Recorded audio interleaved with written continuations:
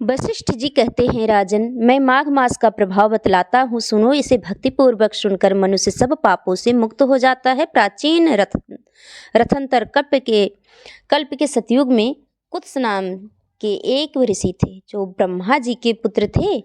वे बड़े ही तेजस्वी और निष्पाप थे। उन्होंने कर्दम ऋषि की सुंदरी कन्या के साथ विधि पूर्वक विवाह किया। उसके गर्भ से मुनि के वत्स नामक पुत्र हुआ जो वंश को बढ़ाने वाला था। वत्स की 5 वर्ष की अवस्था होने पर पिता ने उनका उपनयन संस्कार करके उन्हें गायत्री मंत्र का उपदेश दिया।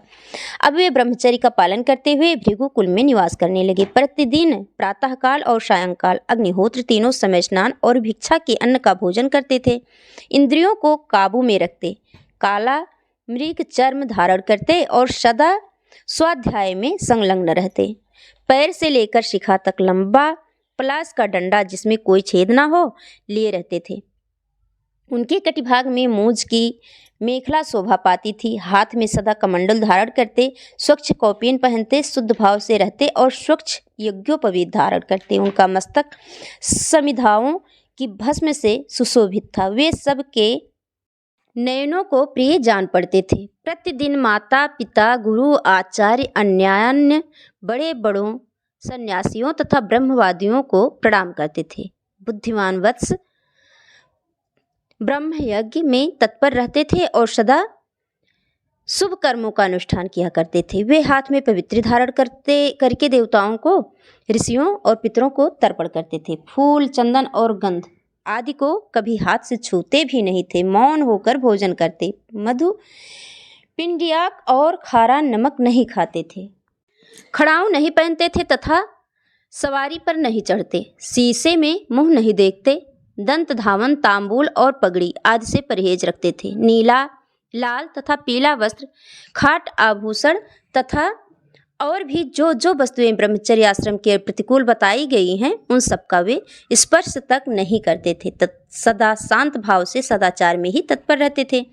ऐसे आचारवान और विशेषतः ब्रह्मचर्य का पालन करने वाले वत्स मुनि सूर्य के मकर राशि पर रहते माघ मास में भक्तिपूर्वक प्रातः स्नान करते थे। वे उस समय विशेष रूप से शरीर की शुद्धि करते थे। आकाश में जब इने गिने तारे रह जाते थे उस समय ब्रह्मवेला में तो वे नित्य स्नान करते थे और फिर जब आधे सूर्य निकल आते उस समय भी माघ का स्नान करते थे। वे मन ही मन अपने भाग्य की सराहना करने लगे। अहो, इस पश्चिम वाहिनी कावेरी नदी में स्नान का अवसर मिलना प्रायः मनुष्यों के लिए कठिन है, तो भी मैंने मकरार्क में यहाँ स्नान किया। वास्तव में मैं बड़ा भाग्यवान हूँ। समुद्र में मिली हुई जितनी नदियाँ हैं उन सब का प्रवाह जहाँ पश्चिम या उत्तर की ओर है उस स्थान का प्रयाग से भी अधिक महत्व बतलाया गया है।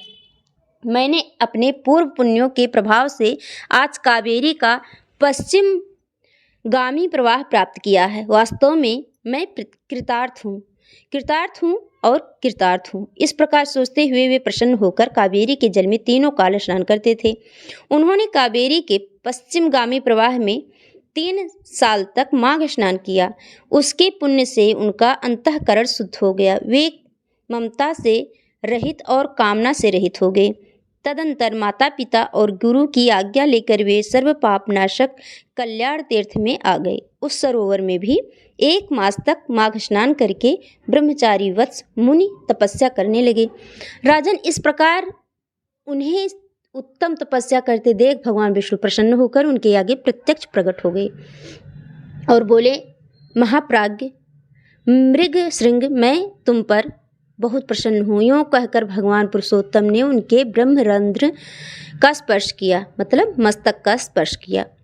तब वत्स मुनि समाधि से विरत हो जाग उठे और उन्होंने अपने सामने ही भगवान विष्णु को उपस्थित देखा। वे सहस्त्र सूर्यों के समान तेजस्वी कौस्तुभमणि रूप आभूषण से अत्यंत भासमान दिखाई देते थे। तब मुनि ने बड़े वेग से उठकर भगवान को प्रणाम किया और बड़े भाव से सुंदर स्तुति की। भगवान ऋषिकेश की स्तुति और नमस्कार करके वत्स मुनि अपने मस्तक पर हाथ जोड़े चुपचाप भगवान के सामने खड़े हो गए। उस समय उनके नेत्रों से आनंद के आंसू बह रहे थे और सारे शरीर में रोमांच हो आया था।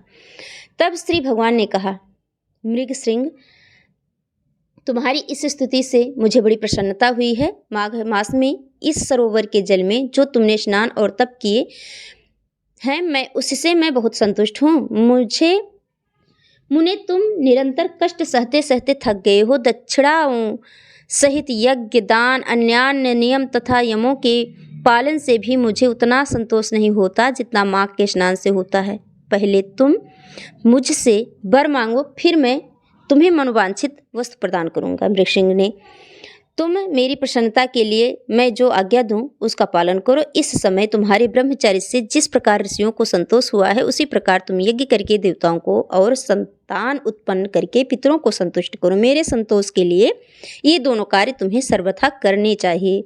अगले जन्म में तुम ब्रह्मा जी के पुत्र महाज्ञानी ऋभु नामक जीवन मुक्त ब्राह्मण होगे और निदाघ को वेदांत वाक्य जन्य ज्ञान का उपदेश करके पुनः परम धाम को प्राप्त होगे। मृगसिंह बोले, देव संपूर्ण देवताओं द्वारा वंदित जगन्नाथ, आप यहाँ सदा निवास करें और सबको सब प्रकार के भोग प्रदान करते रहें। आप सदा सब जीवों को सब तरह की संपत्ति प्रदान करें। भगवान, यदि मैं आपका कृपा पात्र हूँ तो यही एक वर जिसे निवेदन कर चुका हूँ देने की कृपा करें। कमल नयन, चरणों में पड़े हुए भक्तों का दुख दूर करने वाले अच्युत, आप मुझ पर प्रसन्न होइए। शरणावत्सल, मैं आपकी शरण में आया हूँ। भगवान विष्णु बोले, मृगसिंह एवं मस्त, मैं सदा यहाँ निवास करूँगा। जो लोग यहाँ मेरा पूजन करेंगे उन्हें सब प्रकार की संपत्ति हाथ लगेगी, विशेषतः जब सूर्य मकर राशि पर हों। उस समय इस सरोवर में स्नान करने वाले मनुष्य सब पापों से मुक्त हो मेरे परम पद को प्राप्त होंगे।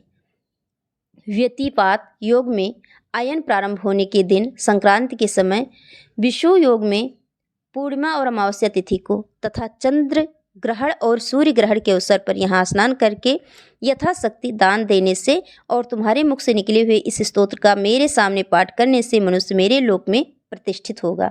भगवान गोविंद के यूं कहने पर उन ब्राह्मण कुमार ने पुनः प्रणाम किया और भक्तों के अधीन रहने वाले श्री हरि से फिर एक प्रश्न किया। कृपा निधे देवेश्वर, मैं तो कुत्स मुनि का पुत्र वत्स हूँ, फिर मुझे आपने मृगसिंह कहकर क्यों संबोधित किया? श्री भगवान बोले, ब्राह्मण, इस कल्याण सरोवर के तट पर जब तुम तपस्या करने लगे थे, उस समय जो मृग प्रतिदिन यहाँ पानी पीने आते थे वे निर्भय होकर तुम्हारे शरीर में अपने सींग रगड़ा करते थे। इसी से श्रेष्ठ महर्षि तुम्हें मृगसिंह कहते हैं। आज से सब लोग तुम्हें मृगसिंह ही कहेंगे। यूँ कहकर सबको सब कुछ प्रदान करने वाले भगवान सर्वेश्वर वहाँ रहने लगे। तदंतर मृगसिंह मुनि ने भगवान का पूजन किया और उनकी आज्ञा लेकर वे उस पर्वत से चले गए। संसार का उपकार करने के लिए उन्होंने गृहस्थ धर्म को स्वीकार करने का निश्चय किया और अपने अंतःकरण में निरंतर वे आदि पुरुष कमल नयन भगवान विष्णु का चिंतन करने लगे। अपनी जन्म भूमि भोजराज नगर में घर आकर उन्होंने माता और पिता को नमस्कार करके अपना सारा समाचार का सुनाया। माता पिता के नेत्रों में आनंद के आंसू छलक आए। उन्होंने पुत्र को छाती से लगाकर बारंबार उसका मस्तक सूंघा और प्रेम पूर्वक अभिनंदन किया। वत्स अपने गुरु को प्रणाम करके फिर स्वाध्याय में लग गए। पिता, माता और गुरु तीनों की प्रतिदिन सेवा करते हुए उन्होंने संपूर्ण वेदों का अध्ययन किया और गुरु की आज्ञा ले विधि पूर्वक व्रत स्नान और उत्सर्ग का कार्य पूर्ण किया। तत्पश्चात महामना मृगसिंह अपने पिता से इस प्रकार बोले, तात, पुत्र की उत्पत्ति के लिए पिता और माता को जो क्लेश सहने पड़ते हैं उनका बदला 100 वर्षों में भी नहीं चुकाया जा सकता। अतः पुत्र को उचित है कि वह माता पिता तथा गुरु का भी सदा ही प्रिय करे। इन तीनों के अत्यंत संतुष्ट होने पर सब तपस्या पूर्ण हो जाती है। इन तीनों की सेवा को ही सबसे बड़ा तप कहा गया है। इनकी आज्ञा का उल्लंघन करके जो कुछ भी किया जाता है वह कभी सिद्ध नहीं होता। विद्वान पुरुष इन्हीं तीनों की आराधना करके तीनों लोगों पर विजय पाता है। जिससे इन तीनों को संतोष हो वही मनुष्यों के लिए चारों पुरुषार्थ कहा गया है। इसके सिवा जो कुछ भी है वह उपधर्म कहलाता है। मनुष्य को उचित है कि वह अखंड ब्रह्मचर्य का पालन करते हुए पिता से क्रमशः 3, 2 या 1 वेद का अध्ययन करने के पश्चात गृहस्थ आश्रम में प्रवेश करे। यदि पत्नी अपने बस में रहे तो गृहस्थ आश्रम से बढ़कर दूसरी कोई वस्तु नहीं है। पति और पत्नी की अनुकूलता धर्म, अर्थ और काम की सिद्धि का प्रधान कारण है। यदि स्त्री अनुकूल हो तो स्वर्ग से क्या लेना है, घर ही स्वर्ग बन जाता है। और यदि पत्नी विपरीत स्वभाव की मिल गई तो नरक में जाने की क्या आवश्यकता है, यही नरक का दृश्य उपस्थित हो जाता है। सुख के लिए गृहस्थाश्रम स्वीकार किया जाता है, किंतु वह सुख पत्नी के अधीन है। यदि पत्नी विनयशील हो तो धर्म, अर्थ और काम की प्राप्ति निश्चित है। जो गृह कार्य में चतुर, संतानवती, पतिव्रता, प्रिय वचन बोलने वाली और पति के अधीन रहने वाली है, ऐसी उपर्युक्त गुणों से युक्त नारी स्त्री के रूप में साक्षात लक्ष्मी है। इसलिए अपने समान वर्ण की उत्तम लक्षणों वाली भार्या से विवाह करना चाहिए, जो पिता के गोत्र अथवा माता के सपिंड वर्ग में उत्पन्न न हुई हो। वह स्त्री विवाह करने योग्य होती है तथा उसी से द्विजों के धर्म की वृद्धि होती है।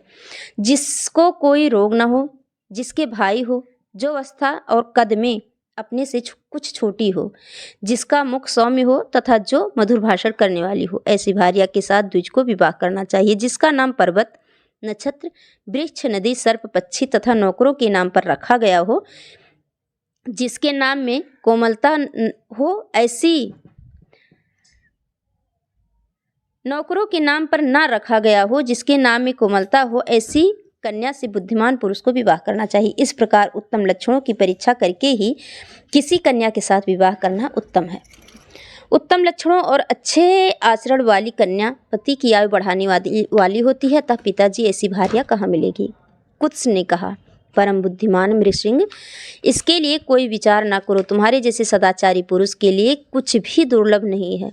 जो सदाचारहीन, आलसी, माघ स्नान न करने वाले, अतिथि पूजा से दूर रहने वाले, एकादशी को उपवास न करने वाले, महादेव जी की भक्ति से शून्य तथा माता पिता में भक्ति न रखने वाले, गुरु को संतोष देने वाले न देने वाले, गौओं की सेवा से विमुख, ब्राह्मणों को हित न चाहने वाले, यज्ञ होम और श्राद्ध न करने वाले, दूसरों को न देकर अकेले खाने वाले, दान धर्म और शील से रहित तथा अग्निहोत्र न करके भोजन करने वाले, ऐसे लोगों के लिए ही वैसी स्त्रियां दुर्लभ हैं। बेटा, प्रातः काल स्नान करने पर माघ का महीना विद्या, निर्मल कीर्ति, आरोग्य, आयु, अच्छे धन, समस्त पापों से मुक्त तथा इंद्रलोक प्रदान करता है। बेटा, माघ मास में सौभाग्य, सदाचार, संतान वृद्धि, सत्संग, सत्य, उदार भाव, ख्याति, सूरता और बल सब कुछ देता है। कहाँ तक गिनाऊं, वह क्या क्या नहीं देता। पुण्यात्मन, कमल के समान नेत्रों वाले भगवान विष्णु माघ स्नान करने से तुम पर बहुत प्रसन्न हैं। वशिष्ठ जी कहते हैं, राजन, पिता के ये वचन सुनकर मृगसिंह मुनि मन ही मन बहुत प्रसन्न हुए। उन्होंने पिता के चरणों में मस्तक झुकाकर पुनः प्रणाम किया और दिन रात वे अपने हृदय में श्रीहरि का चिंतन करने लगे। तो यह थी माघ मास के दूसरे अध्याय की कथा, जिसे सुनकर सभी पापों का नाश होता है और सौभाग्य की वृद्धि होती है। तो अगर चैनल पर नए हो तो प्लीज़ चैनल को सब्सक्राइब, वीडियो को लाइक अवश्य कीजिएगा। हमारे चैनल पर हमेशा आपको अच्छी और सच्ची वीडियोस मिलते रहेंगे। जय माता दी।